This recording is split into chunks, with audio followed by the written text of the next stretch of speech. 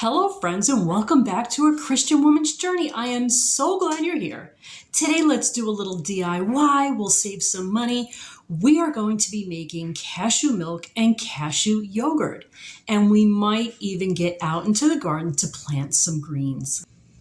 Look at this wonderful surprise gift that my sister sent me. We've got some yogurt starter.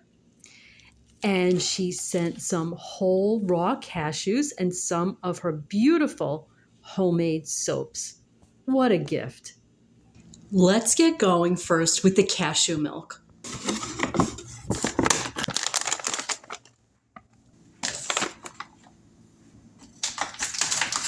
So the first thing I'm going to do is I'm going to measure out 2 cups of raw cashews.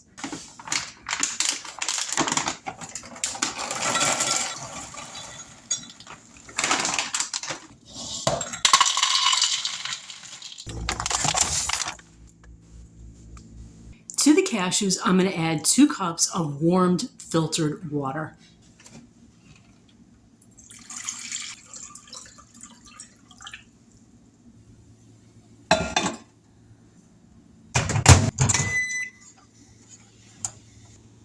Okay, this is warm. We're going to add this right to the cashews, and this is to soften them. And we will leave the cashews soaking from between 4 hours and overnight. So once the cashews are softened, the goal later on is to really blend them up well. You really should have a high-powered blender for that, which I don't have.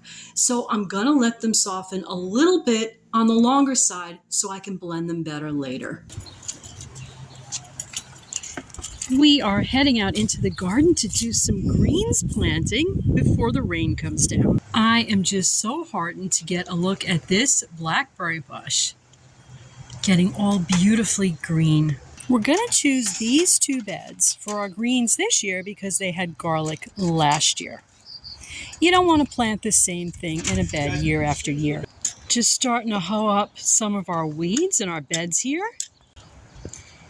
Getting up these weeds. And just as we're getting up all these weeds, look what we noticed, so neat. We already have a little lettuce plant growing. So while the others are coming in, we can probably start eating this one. So to each of these beds, we're adding some fertilizer. This year, we're really trying to revitalize our soil. Okay, we've got our fertilizer in place in both beds. And here we've got it all mixed in. We're just evening off the top. This bed is totally ready for planting.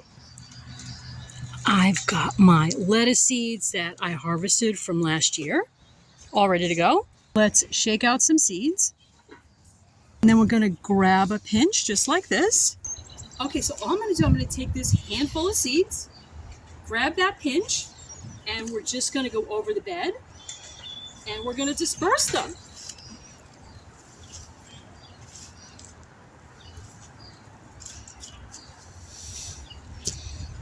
And I may as well use up all the seeds that I harvested. It'll be a few handfuls. And I don't know if you can see this, but we got a light coating of seeds. I am not going to cover them. It's going to rain this afternoon, and that will take care of it. If we do it this way every year, we'll get beautiful growth. I'm also going to plant some amazing Georgia collards. We are going to plant 3 collard seeds. Okay, so I'm going to show you a little technique that I learned to use so that I know when my plants are coming in as opposed to weeds. So what I do is I take these plastic knives and I mark my plants.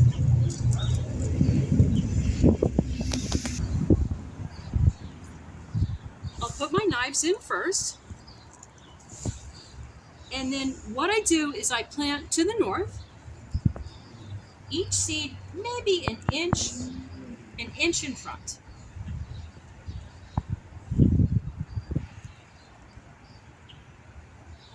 And that way I'll know when the plant is coming in as opposed to a weed. And that's it. We're going to let the rain take care of these guys. Okay, so by the same technique now, we've got some spinach planted right in front of the collards and right next to our lettuce bed. Onto the cabbage.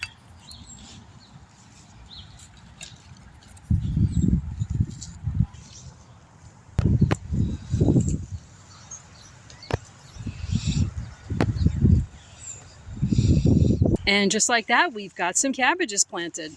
There we go for our greens beds. Getting that planted feels great. So these have been soaking about 8 hours. You can feel that they're a lot softer. They have absorbed the water. It's time to rinse and drain these a few times.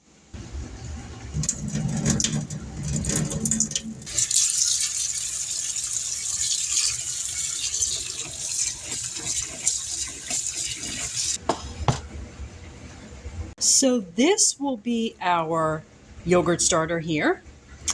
Our recipe calls for 50 billion colony forming units. So we're going to use about 2 grams of this package. Okay, so we're going to take our cashews. They've all been rinsed and drained. And we're going to blend them with 1 3/4 cups of filtered water. Okay, so this is our first batch. Let's get our lid on. And we're supposed to blend this for 2 minutes. Let's give it a go.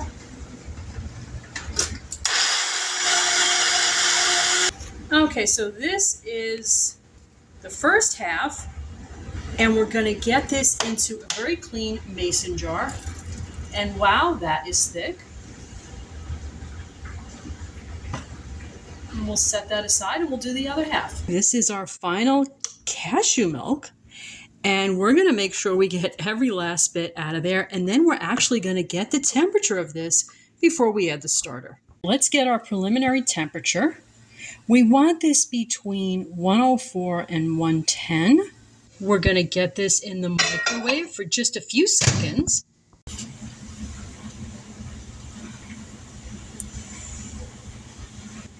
Let's see what we got.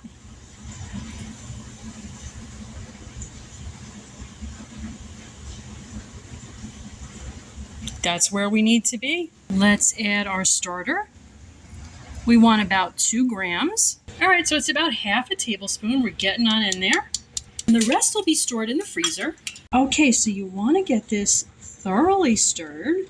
Get the bacteria all distributed. So to keep this warm overnight, we've actually got it on a heating mat that we'd normally use for young plants. We're going to cover this with some cheesecloth. You can use a rubber band if you want to keep it in place. You don't really need it. And we're going to leave this overnight. We'll check it in the morning.